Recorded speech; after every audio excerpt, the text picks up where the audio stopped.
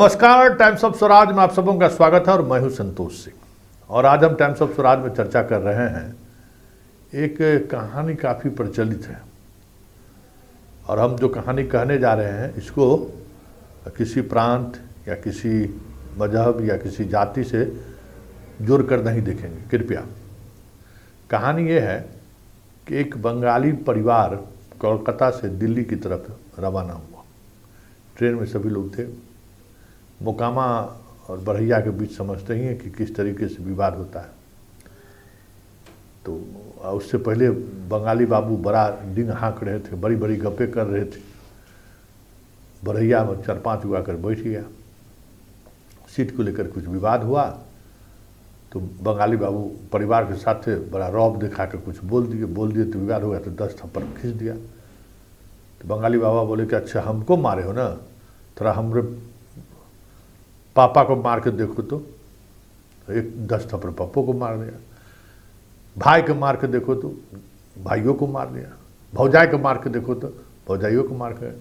मतलब बारी बारी से जितने लोग उस बोगी में उनके रिश्तेदार नातेदार थे सबको पिटवा दिया। उसके बाद कहा कि भाई अब बोलो, अब किसको पीटना है। कहा अब किसी को पीटने की जरूरत नहीं है। अब कोई कहेगा नहीं ना हमको कि तुमको पिटाई पड़ा और तुम कुछ नहीं बोले। सब पिटाया, कुछ नहीं बोला, इसलिए अब आप जाइए। ठीक इसी तरीके से पाठक भी काम कर रहा है। समझ गए ना। याद होगा कि जब शिक्षक बहाली में अनियमितता की बात सामने आनी शुरू हुई, सलवर गैंग का मामला सामने आना शुरू हो गया, तो तत्काल सभी डीएम को पत्र लिखा कि देखिए बीपीएससी जो है हमारे साथ छल किया है।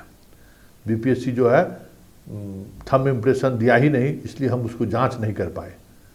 अब बहुत विलंब से थंब इम्प्रेशन मिला है और बड़े स्तर पर सॉल्वर गैंग के संलिप्तता की बात सामने आ रही। इसलिए सभी जिला अधिकारी को से आग्रह किया जाता है कि आप खुद जांच करिए और जांच में हमको सहयोग दीजिए। मतलब अब जब कोई पकड़ाएगा ये कहेगा कि भाई जिला में तो हम कहिए दिए थे, डीएम को हम कहे किए थे, जिला का नोडल पदाधिकारी है और उनको तो मैंने कहा, वो अपने स्तर पर मजिस्ट्रेट बहाल के जांच किए। अब उसमें भी बच गया तो हम क्या कर सकते हो।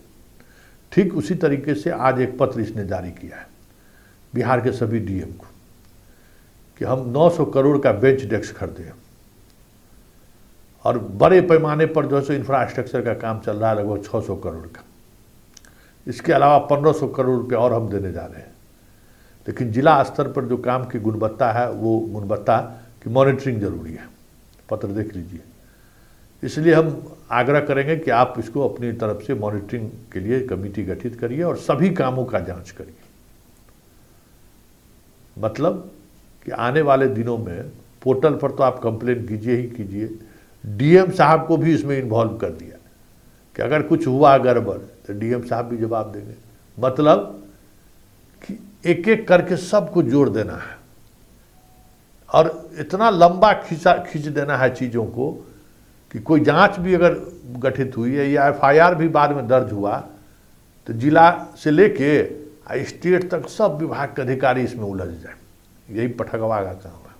समझ गए ना। ये जो बिस्खोपड़ा वाला जो दिमाग कहते हैं ना, यही बिस्खोपड़ा वाला दिमाग कि चोरी तो रोक नहीं पा रहा है, सॉल्वर गैंग को तो रोक नहीं पाया, तब ऐसा करें और खबर लगातार हम लोग चला रहे हैं कि देखिए किस तरीके से गड़बड़ी हो रही है। उसको लग रहा है कि हम अपर मुख्य सचिव से मुख्य सचिव के पर प्रमोशन क्यों नहीं हो जाए।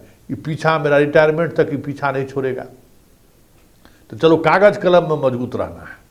तो ये कागज कलम में मजबूत का खेल ही खेल दिया है। फिर अब देखिए आगे आगे होता है क्या। वैसे डीएम को जब जिम्मेवार ठहराया है तो कुछ चीज़ें तो बदलेंगे, ये भी तय है। अब जिस तरीके से एकदम माल महाराज का मिर्जा खेले होली वाली बात थी, अब वो स्थिति नहीं होगी। अब डीएम जो है सो वीडियो तक को इन्वॉल्व कर देगा। तब समझ लीजिए कि या तो एको को बेच डेस्क स्कूल पहुंचेगा ही नहीं, सब पेमेंट बाहर ही बाहर हो जाएगा, और नहीं तो पहुंचेगा तो अब 60-70% गुणवत्ता पर काम करना होगा। क्योंकि बाकी लोग जो अधिकारी देंगे उनका तो नौकरी है,